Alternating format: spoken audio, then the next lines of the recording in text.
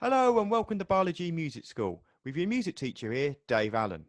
This is the first in a series of videos on practicing your scales, a key fundamental skill all musicians should employ. Being good at your scales makes you a well-rounded musician, whether you want to play rock, pop, indie, folk, jazz, classical, whatever it is, you need to know your scales.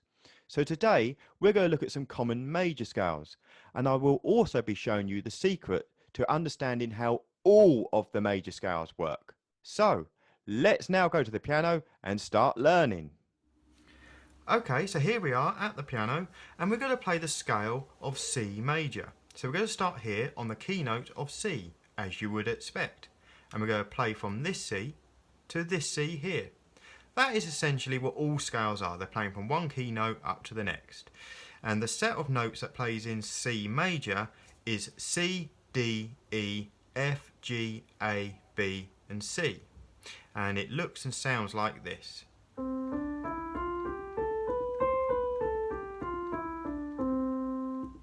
Okay, good. Now to understand how to play this scale, we need to understand that when we play the piano, our fingers get given numbers. So let's look at the right hand first. Your thumb is number 1. The next finger round is 2. Your middle finger is 3. The next finger is 4. Your little finger is number 5. Let's look at the left hand. Your thumb is number 1. The next finger round is 2. Your middle finger is 3. The next finger is 4. Your little finger is 5. Okay, so with that in mind, let's go back to the piano and try and play this scale of C major. So get your thumb, number 1, and place it on the key note C. So the first 3 notes, C, D, E, are going to be played with our first 3 fingers. 1, 2, 3. So C, D, E, 1, 2, 3.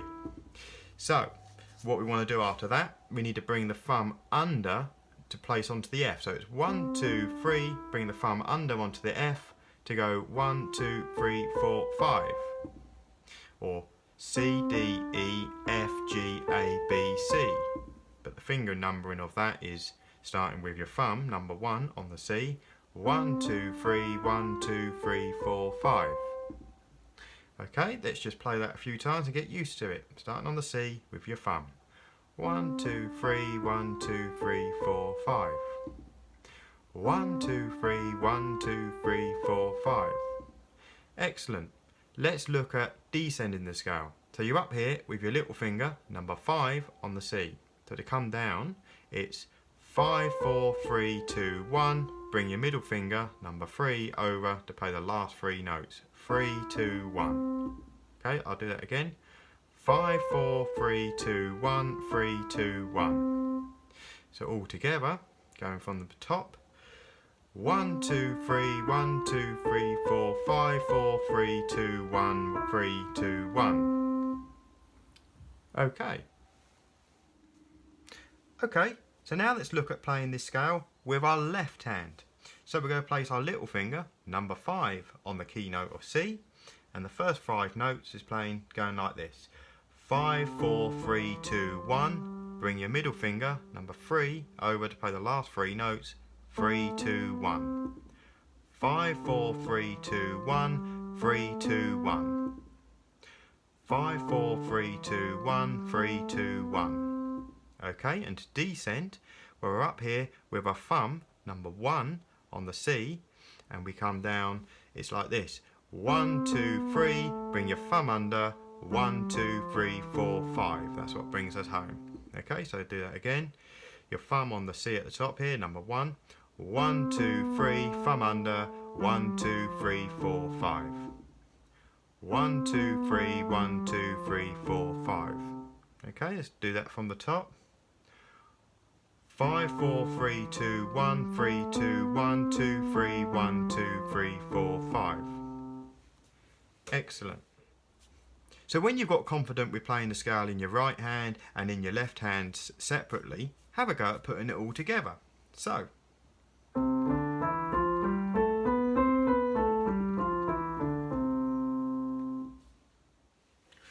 So just before we move on to learning our next scale, G major, there's one thing that needs to be explained, and some of you may have already begun to question. when I said that a scale is playing from one key note to the next, well, why didn't I just play all of the notes? Why were these ones missed out? Why didn't I just go from this C and go...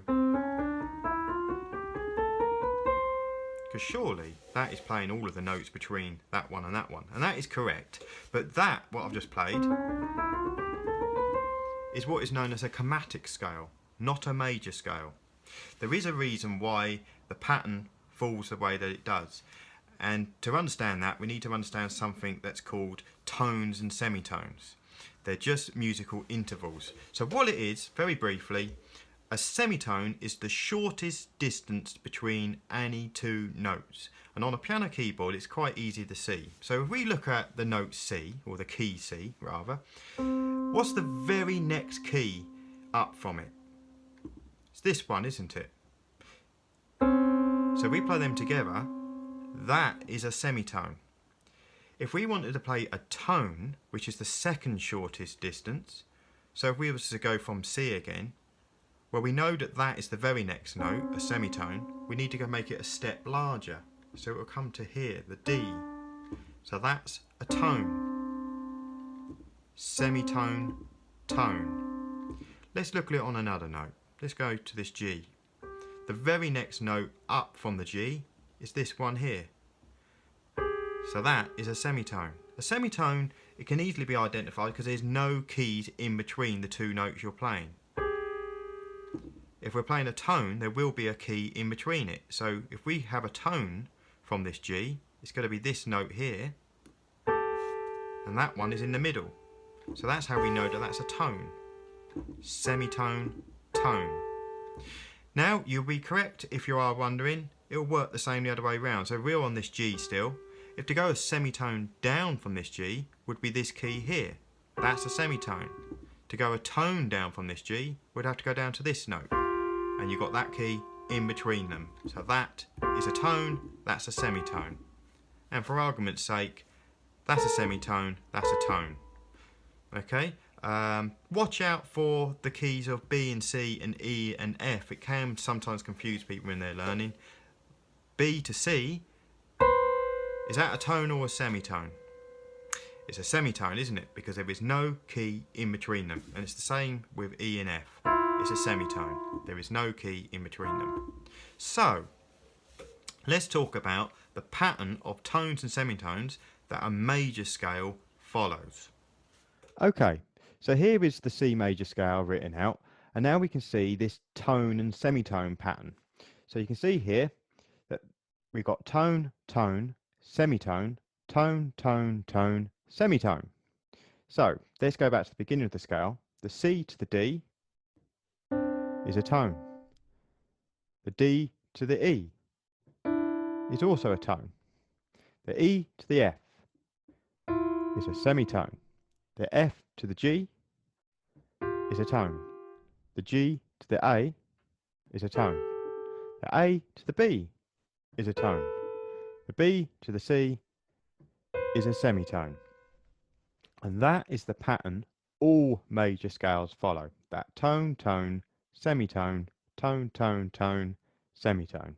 So now we understand this, let's go back to the piano and look at the scale of G major. Okay, so let's look at playing the scale of G major. I can start by telling you that the scale of G major contains an F sharp in it. Now, to understand why there is an F sharp in G major, we just need to follow that pattern we have just learned. All major scales follow that pattern of tone, tone, semitone, tone, tone, tone, semitone. So let's look at G major then. So start from G, G to A, tone, A to B, tone, B to C, semitone, C to D, tone, D to E, tone, E to F, semitone. We need a tone there. So that F has to be made an F sharp. So we've got a tone. Remember that there's a key in between. Remember we said that earlier? That's how you know it's a tone. And then we can finish off with the F sharp to G, which gives us the semitone. And that will complete the pattern.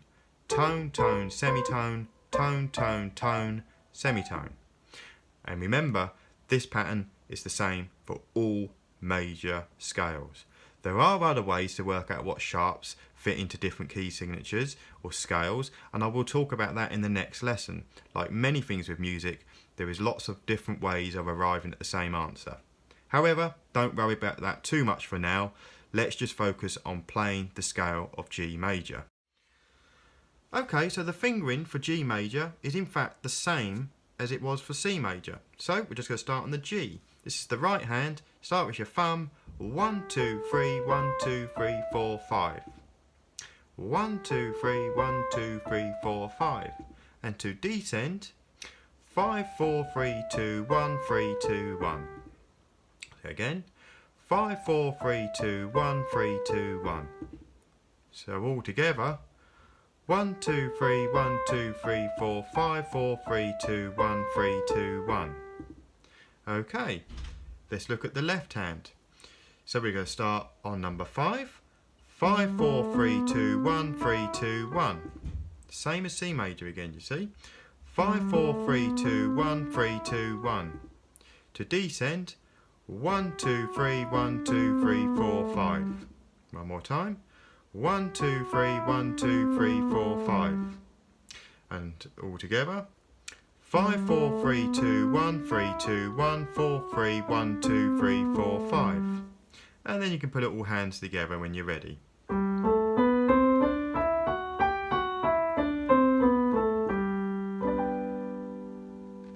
Lovely. Okay, so I'd just like to finish up by showing you a way of practicing your scales efficiently. So you want to get used to the fingering, of course. So in the case of C major, as we've been learning, 1, 2, 3, 1, 2, 3, 4, 5, 4, 3, 2, 1, 3, 2, 1. But the next thing to really be conscious of is to play them smooth and evenly. So we don't really want breaks when you're playing it like this.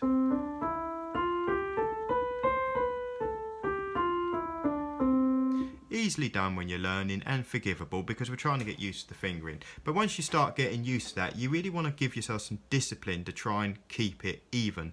And a good way of doing that is by using a click track or metronome. Now most digital pianos such as this have them built in. You can have an old pendulum type one. You can use them on software programs such as Logic and all the rest of the programs that are out there. You can even go on Google and get a metronome for free. So it's the best way to practice because it keeps you in time and it's a fundamental skill to have as a musician, of course, playing in time. So for now, what I suggest is that you just set a click track nice and slow, something at 86 beats per minute is what I'm going to demonstrate, but you can have it even slower than that, and just play each note of the scale in time with the click. Okay, so I'll demonstrate now.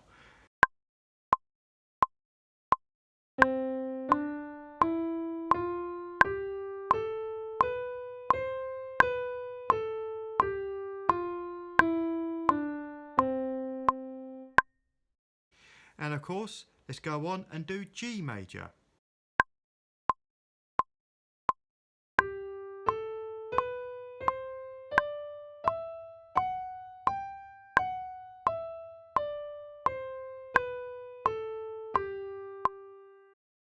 Okay, that about sums up today's lesson. You should now have a better understanding of what scales are, what they look like, and how we go about playing them. Now, once you got comfortable playing the exercises you've learned in today's video, be sure to go to my next scale practice video, part 2, where you'll learn more major scales, and I will show you other ways of telling the difference between one scale from the next. Be sure to hit that subscribe button. You'll be updated with all of my latest videos. Until then, thank you very much for watching. Enjoy practicing and goodbye.